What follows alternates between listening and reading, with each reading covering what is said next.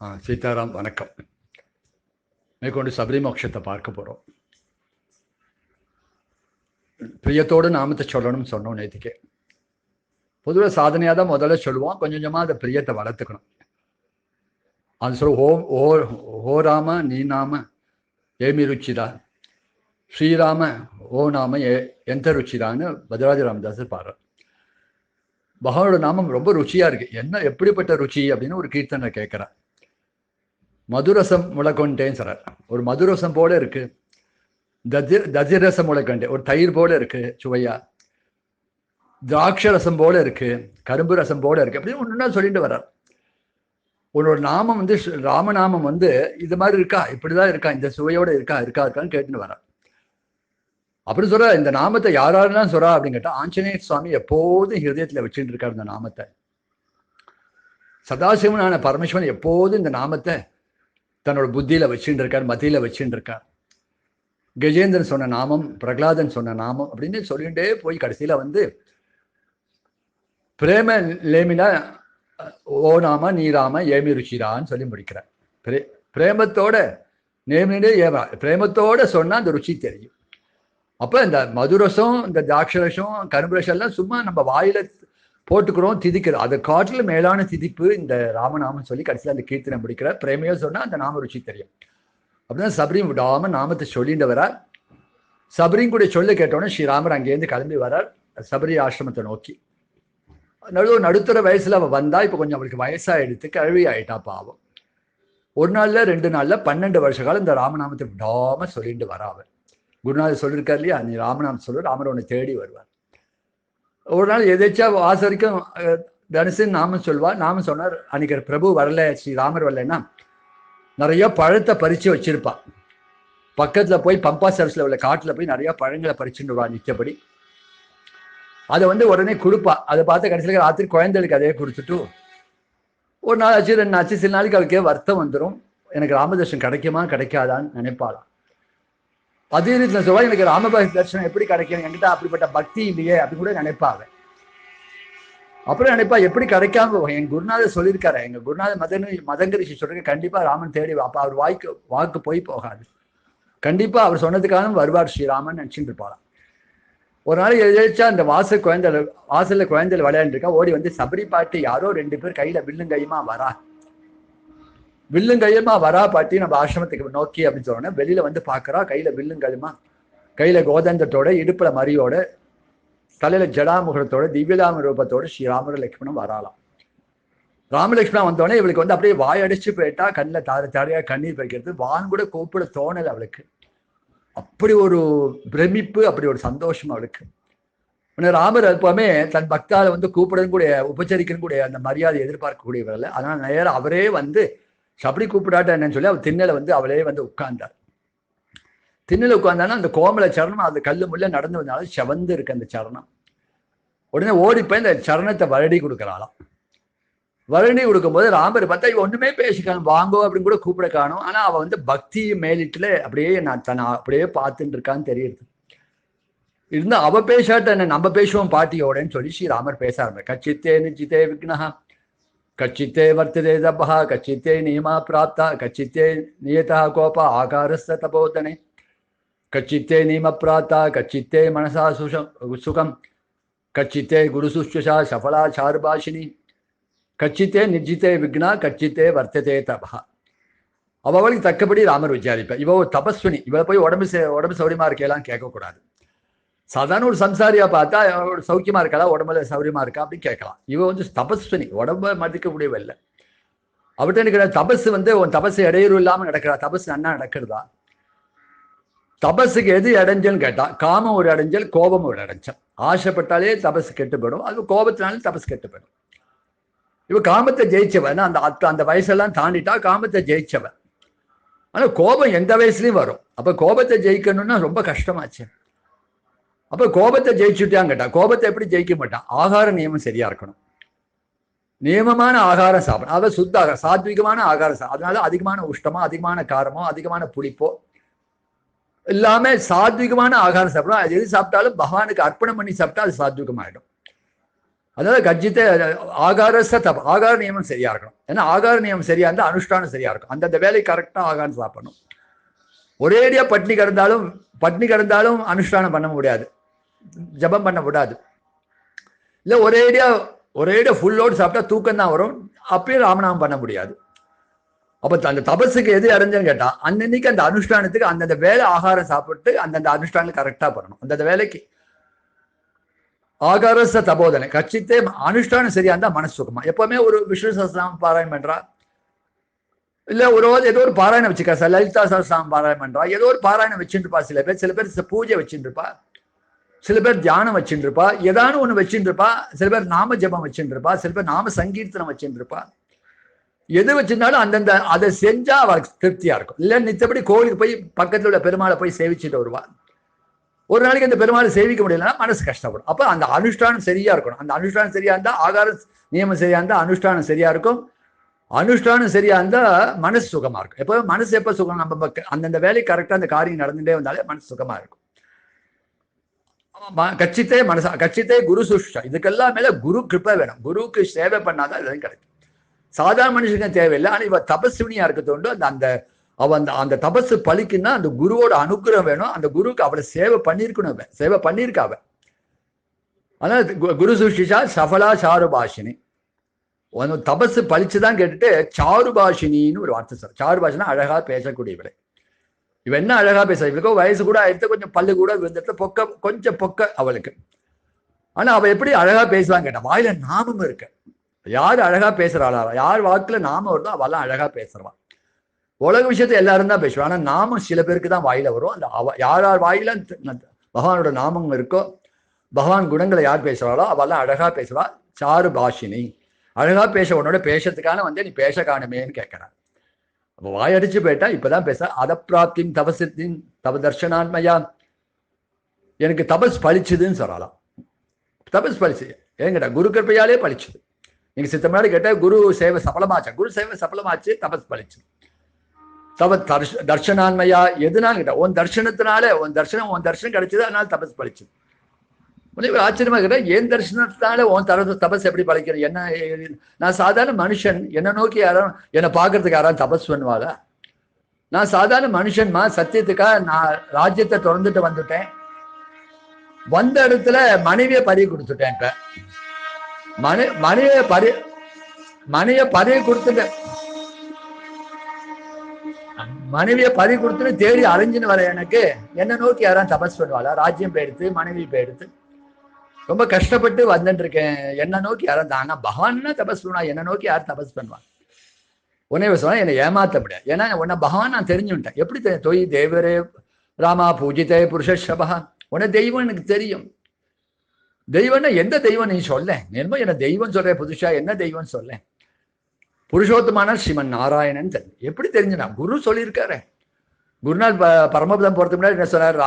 பகவான் நாராயணன் தான் இப்ப ஸ்ரீராமரா வரார், பகவான் அவதாரம் பண்ணிருக்கா, உன்னை தேடி வருவான்னு சொல்லும் போது அதுக்கப்புறம் எனக்கு என்ன சந்தேகம்? குருநாள் சொன்னப்புறம் எனக்கு என்ன சந்தேகம்? நீ ஸ்ரீமன் நாராயணன் தான், உன்னை பூஜிக்காம விடுவேனாங்க. தொய் தேவரே பூஜித்தே, தொய் தேவரே ராமா பூஜித்தே புருஷோத்தமா, உன்னை பூஜிக்காம விடுவேனான்னு சொல்ற. பூஜிக்கல சொல்றாள், வந்ததுலேயே பேசிட்டு இருக்க, வந்தோடனே எதாவது கொடுக்க வேண்டாமா? எதாவது சமர்ப்பணம் பண்ண வேண்டாமா? எதாவது கொடுக்க வேண்டாமா? வந்ததுக்கு ஒரு தீர்த்தமானும் கொடுக்க வேண்டாமா? பாவம் களைப்பா நடந்து வந்திருக்காள். ஆஹா, இவளை பூஜை பண்ணலன்னு சொல்லி ஓடி போய் உள்ள ஒரு கூட நிறைய பழங்கள் பறிச்சு வச்சிருக்கா. அன்னைக்கு டெய்லி சரி 12 வருஷமா பறிச்சு வச்சுருக்கா பாவம். இன்னைக்குதான் அதுக்கு வேலை வந்தது. அந்த கூட நிறைய பழங்களை கொண்டா பூஜிக்காம விடுவேனான்னு சொல்லிட்டு நான் பூஜிக்கலேன். கூட நிறைய பழங்களை கொண்டு வைக்கிறோம். பெரிய கூடல் நிறைய பழங்கள் இருக்கு. உடனே ராமர் விசாரிக்கிற என்ன பழம் அப்படின்னு சொல்றார். மயேவம் சஞ்சிதம் வன்யம் விவிதம் புருஷபா தபார்த்த புருஷப்யாக பம்பியாஸ்தி ரசம்பவம். விவிதமான பழம் இருக்கு, எல்லா பழமும் இருக்கு. முக்கியமா என்ன கேட்டா மாம்பழம் இருக்கு, வாழைப்பழம் இருக்கு, அதுக்கப்புறம் பலாப்பழம் இருக்கு, ஆரஞ்சு இருக்கு, ஆப்பிள் இருக்கு, என்னென்ன பழங்கள் உண்டு. ஏன்னா காட்டுல பல பழங்கள் காய்க்கிறது. எல்லா பழம் பறிச்சிட்டு. ஏன் எல்லா பழம் பறிச்சு வச்சிருக்கேன்னு கேட்டா, உனக்கு எந்த பழம் பிடிக்கும் எனக்கு என்னன்னு தெரியும். ஒரு சில உனக்கு மாம்பழம் பிடிக்கலாம், இல்லாட்டா வாழைப்பழம் பிடிக்கலாம், எப்படிதான் பிடிக்கட்டும். எதா இருந்தாலும் எல்லா பழத்தையும் பறிச்சு வச்சா எதாவது உனக்கு எது பிடிக்குதோ அது கொடுப்பால, எல்லா பழமே நீ சாப்பிடுமே அப்படின்னு தான் பறிச்சு வச்சிருக்கேன். இதெல்லாம் உடனே ராமர் ஆச்சரியமா கேட்கறா, இதெல்லாம் என்ன நம்ம ஆசிரமத்து கொள்ளையில காய்க்கிறதா கேட்கறான். ஆசிரமத்து கொள்ளையில காய்க்கல, பம்பா சரஸ்னு ஒரு நதி ஓடுறது, அங்க அது ரொம்ப தூரமா இருக்கு, அங்கே தானே வரும், ரொம்ப தூரம் இருக்கு, கிட்டத்தட்ட ஒரு 5-6 மைல் இருக்கு, அங்கே தான் நாங்க நடந்து வரோம். அவ்வளவு தூரம் நடந்து தான் ஆசிரமத்துக்கு வந்தோம். அங்கேயா அவ்வளவு தூரமா இருக்கு, அங்கேயா போய் படிச்சுன்னு வர? பறிச்சுன்னு வரையா? நீ பறிச்சுன்னு வர? உன்னை பார்த்தா வயசானது தளர்ந்து பெருத்த உனக்கு நீ எப்படி அவ்வளவு தூரம் பறிச்சுன்னு வர? ஏதாவது யாராவது ஆள்கள் போட்டுருக்கியா பறிச்சுன்னு வரத்துக்கு? எந்த ஆளையும் நான் போடுறது, நானே தான் போய் பறிச்சு. நீயே போய் அவ்வளவு தூரம் பறிச்சுன்னு வரியா? இந்த பழம் தான் அவனுக்கு ஆகாரம், அவருக்காக உனக்கு தானே ஆகாரம் பறிச்சுன்னு வரையும். எனக்கு இந்த பழ ஆகாரம் வேண்டான்னு காஞ்ச சிறகே பெறும், மரத்துலேருந்து உதிரும், சிறகு உதிரும், இலை உதிரும், அதை சாப்பிட்டுருவேன். இதெல்லாம் சாப்பிட்டா எனக்கு ஒத்துக்கும். அது வயசானக்கவும் சில பழங்கள் கூட ஒத்துக்காது. இது உனக்காவே தான் பறிச்சு வச்சேன், உனக்குன்னு பறிச்சு வச்ச அப்புறம் நான் சாப்பிடுவேன்னா நீ சாப்பிட்ட அப்புறம் தான் நான் சாப்பிடுவேன் அப்படின்னு சொல்லும்போது அது உன்னோட பிரசாதமா நான் வேணா எடுத்துக்கலாம். உனக்குன்னு பறிச்சு வச்சு நான் சாப்பிட்டதே கிடையாது. ராமார்ப்பணம் குழந்தைகளுக்கு தான் கொடுத்துருக்கேன். உடனே சந்தோஷப்படுற, இவ்வளவு தூரம் வயசான காலத்துல இவளே போய் அவ்வளவு தூரம் போய் பறிச்சுன்னு இதை 1 வருஷம் இல்லை 12 வருஷ காலம். அவரோட ஸ்ரத்தை எப்படி இருக்கு? அந்த பக்திக்கு அதான் முக்கியம், ஸ்ரத்தை தான் ரொம்ப முக்கியம். பகவானுக்கு பார்த்து பார்த்து பார்த்து நம்மளே சந்தனம் அரைக்கணும், நம்மளே புஷ்பம் தொடுக்கணும், நம்மளே பகவானுக்கு வேண்டிய எல்லா நிவேதனம் முதற்கூட நம்மளே தயார் பண்ணி பகவானுக்கு பண்ணணும். அவன் நம்மளே ஆசையா கோலம் போடணும், தீபம் ஏற்றணும், என்னென்ன உண்டோ அத்தனையும் பண்ணணும் இல்லையா? அப்ப பகவானுக்கு ஒரு கைங்கரின்னு சொன்னா எல்லாம், ஒரு திருமஞ்சனா அதுக்கு வேண்டிய சாமான்கள்லாம் சேர்த்துக்கணும், உற்சவம்னா அதுக்கு தேர்ந்த ஏற்பாடுகள்லாம் பண்ணிக்கணும். அப்ப நம்மளே பார்த்து, அதான் இங்க குருநா சொல்ல பண்ணக்கூடிய சாமகிரிகள் ரொம்ப தூரம் இருக்கும். பூ பறிக்கணும், சந்தனம் அரைக்கணும், தீர்த்தம் கொண்டு வரணும், சுவாமிக்கு ஒரு நிவேதனம், இத்தனை வேலை இருக்கு. இத்தனை வேலையும் பண்ணிட்டு சொல்ப நேரத்துல ஒரு 10 நிமிஷம் பூஜை பண்ணா கூட போறோம். ஆனா இத்தனையும் பண்ணதெல்லாம் பகவானுக்கா தானே. ராமனுக்கு ராமனுக்கு ராமனுக்கு ராமனுக்கு ராமனுக்கு இந்த பூ நன்னா இருக்கும், ராமனுக்கு இந்த சந்தனம் நன்னா இருக்கும், இந்த பச்சைக்கரப்பம் போட்டு அரைப்போம், ராமனுக்கு இன்னைக்கு அழகான அபிஷேகம் பண்ணுவோம் அப்படின்னு ஆசையா ராமருக்கு நினைச்சு அந்த காரியங்களை பண்ணிட்டே வந்து அப்புறம் ஒரு சொல்பமா பூஜை பண்ணாலும் போறோம். சொல்பமா பூஜை பண்ணாலும் அது பக்தி. இங்க குருநாதர் ஒரு 10 நிமிஷம் தான் சாலிகிராம பூஜை பண்ணுவார். ஆனா அது பண்ற அழகு தனியா இருக்கும். அது ஏன்னா அந்த ஸ்ரத்தை, எங்க ஸ்ரத்த இருக்கோ அங்க பக்தி இருக்குன்னு சொல்ல. அவனை லக்ஷ்மணனை பார்த்து எவ்வளவு பக்தி பத்தியா பாட்டிக்கு வருது. பொதுவாக கொடுக்க வாங்கி சாப்பிட்டுக்க. ராமர் சாப்பிட்றா, லக்ஷ்மணன் எப்பவுமே ராமர் யார்கிட்டையும் கை நீட்டி வாங்கின பழக்கம் இல்லை, பரிகிரம் பண்றது. இப்ப ரிஷிகள் பெரிய பரத்வாஜரோ அகஸ்தியரோ கொடுக்கும்போது சாப்பிடாத ராமர் இங்க சபரிக்கு ஏன் சாப்பிட்டார்? சபரியோட பக்தி கிட்ட வசமாயிட்டார், சபரியோட பக்தியில மயங்கி போயிட்டார்.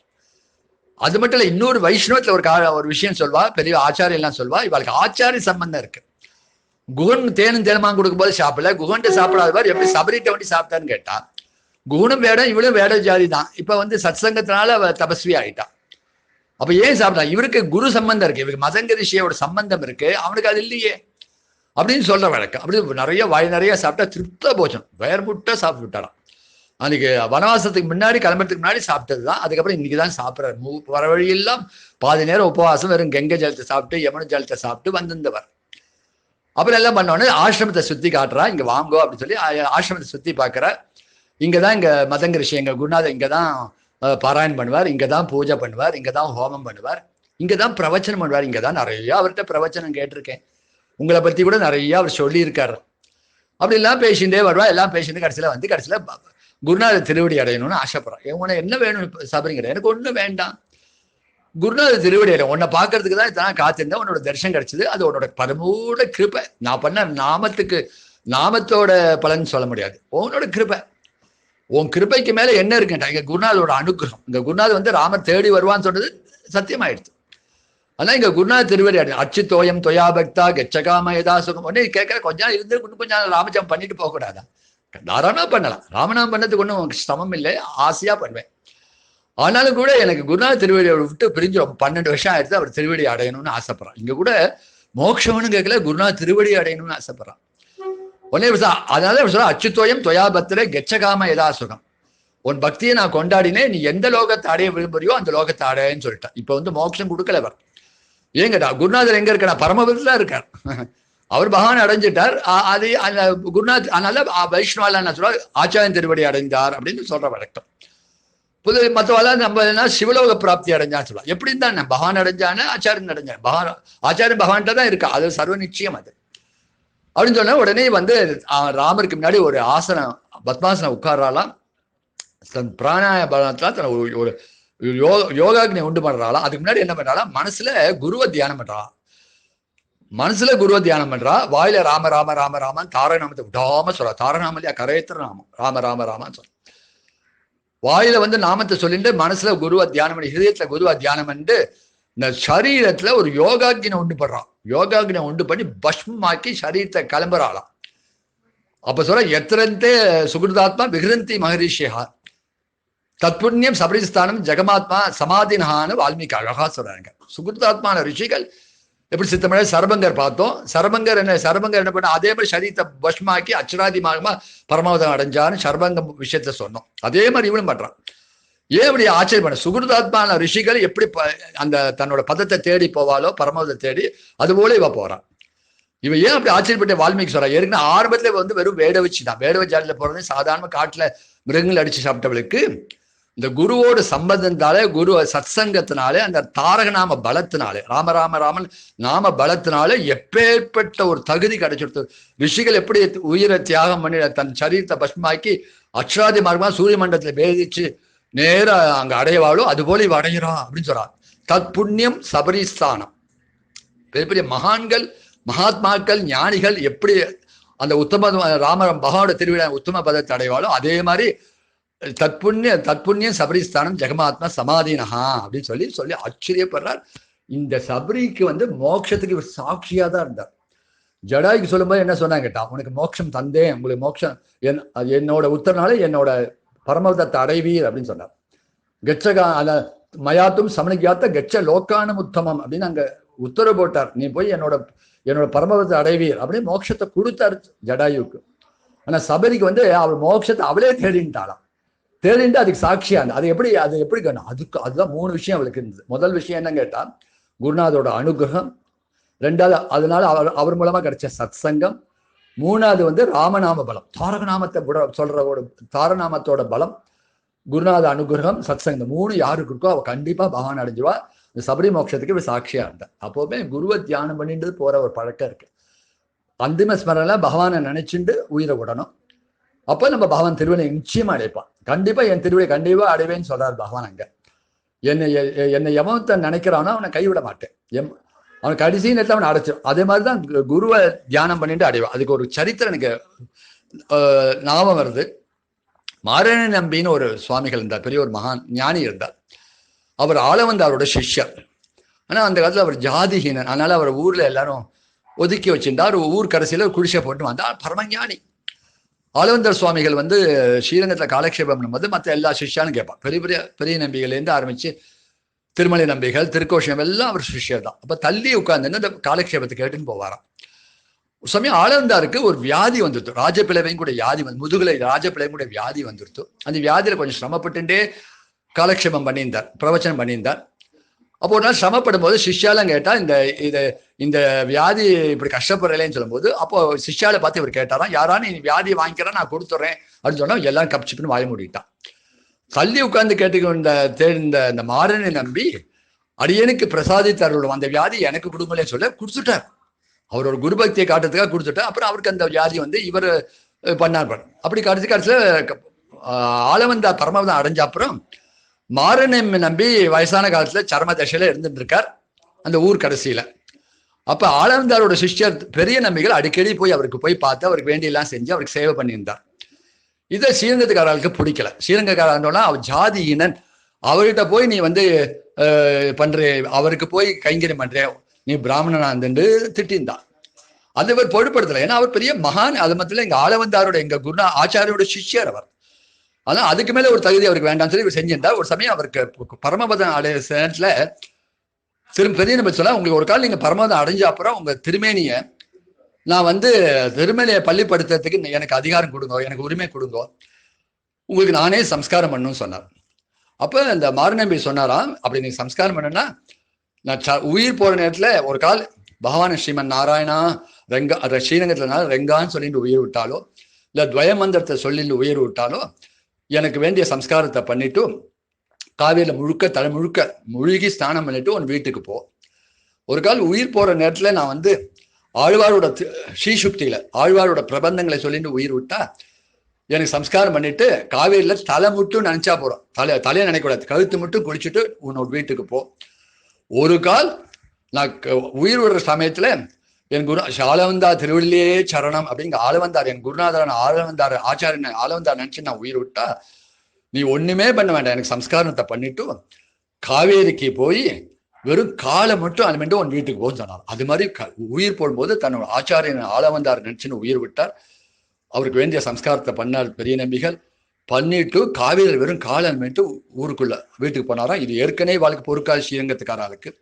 உடனே அவ சொன்னா, நீ வந்து ஒரு ஜாதியனுக்கு சம்ஸ்காரம் பண்ணதே தப்பு, அப்புறம் சம்ஸ்காரம் பண்ணிட்டு அப்புறம் குளிக்காம நீ மட்டும் பூரமா குளிக்காம காலை ஒண்டி அல்மிட்டு வந்தா இது என்ன திருட்டு இல்லையா அப்படி கண்ணா பண்ணான்னு எல்லாம் திட்டினால உன்னை ஜாதி பிரஷ்டம் பண்றேன்னு சொல்லி அவர் ஸ்ரீரங்கத்திலேருந்து ஒதுக்கி வச்சுட்டான். ஜாதி பிரஷ்டம் பண்ணி பெரிய நம்பிகள் எவ்வளோ கஷ்டப்பட்டு இருக்கார். அதனாலதான் ராமானுஜர் பண்ண சீர்திருத்தத்துக்கு மேல பெரிய நம்பிகள் பண்ணியிருக்கார். அந்த காலத்துல பண்ணும்போது பெரிய நம்பியில் வச்சோடனே ஒரு சமயம் ராமானுஜர் ரொம்ப வருத்தப்பட்டா. ஏன்னா ராமானுஜர் பெரிய நம்பியோட சிஷ்யன் தான் ஸ்ரீ சுவாமி ராமானுஜர் சொன்னா, நீங்க ஏன் நீங்க இந்த சமத்தப்பட்டேன், ஒரு காலம் என்ன சொன்ன நான் பண்ணியிருப்பேனே, என்ன ஜாதி பிரச்சனை பண்ணி என்ன ஊர் வெளியே வச்சுக்கலாமா, உங்களை மாதிரி ஒரு மகான்களை பண்ணா எனக்கு மனசு கஷ்டமா இருக்கு, ஆச்சாரியனுக்கு இப்படி நிலைமை ஆயிடுச்சேன்னு சொல்லி வருத்தப்படுறாராம்.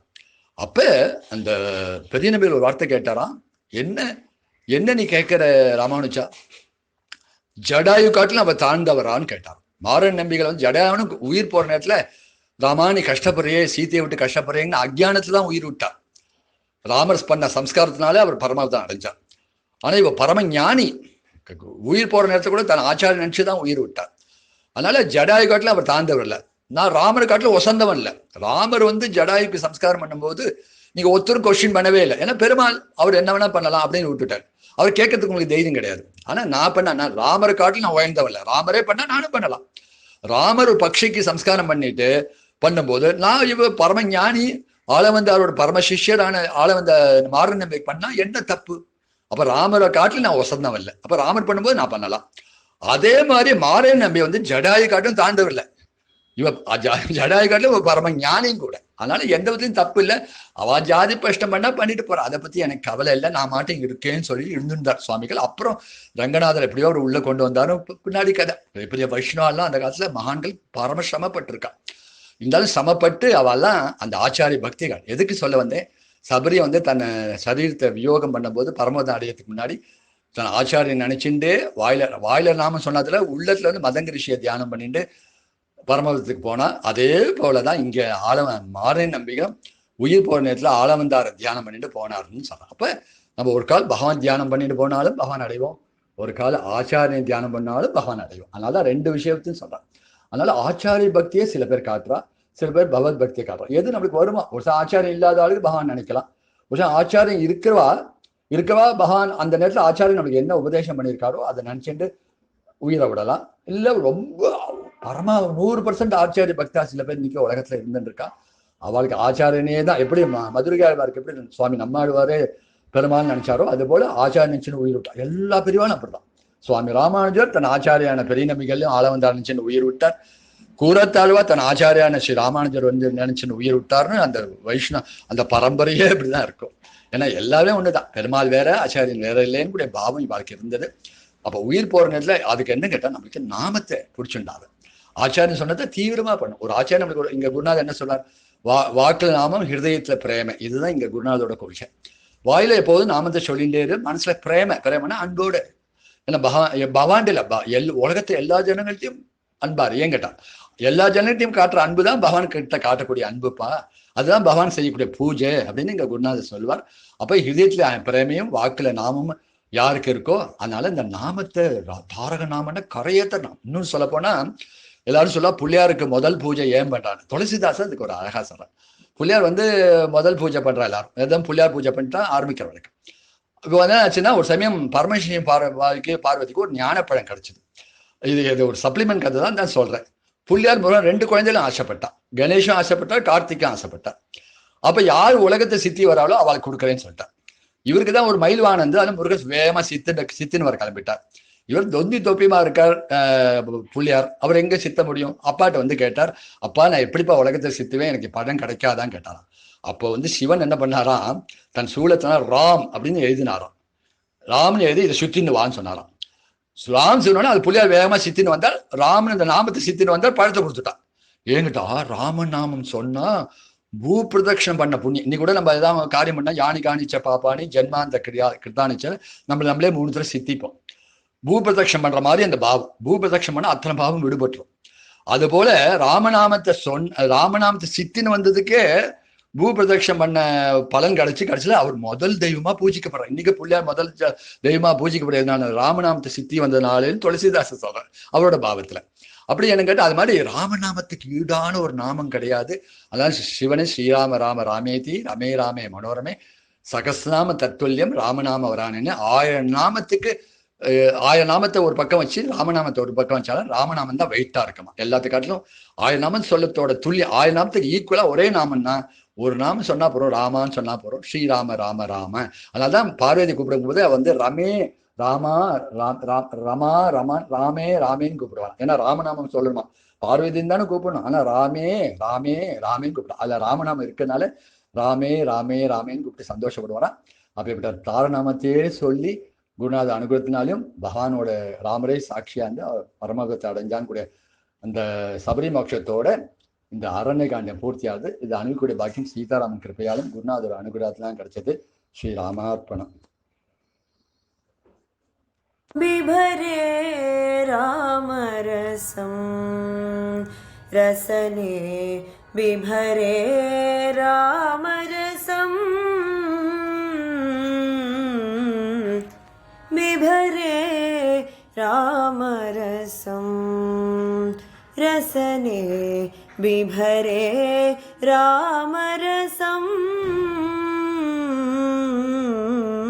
बिभरे रामरसं रामरसं जनन मरण भय शोकविदूरं जनन मरण भय शोकविदूरं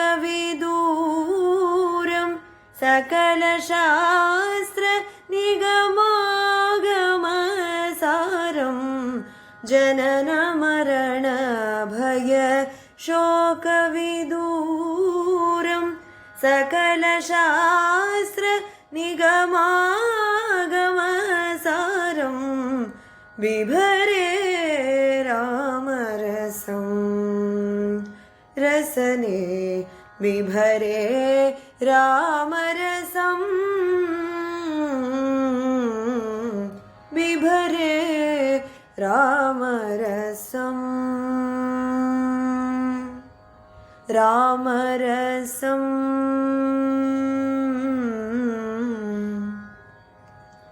शुद्ध परमहंस आश्रमगीतं शुद्ध परमहंस आश्रमगीतं शुकशौनक कौशिकमुखपीतं शुद्ध परमहंस आश्रमगीतं शुकशौनक कौशिकमुखपीतं बिभरे रामरसं रसने बिभरे रामरसं बिभरे रामरसं रामरसं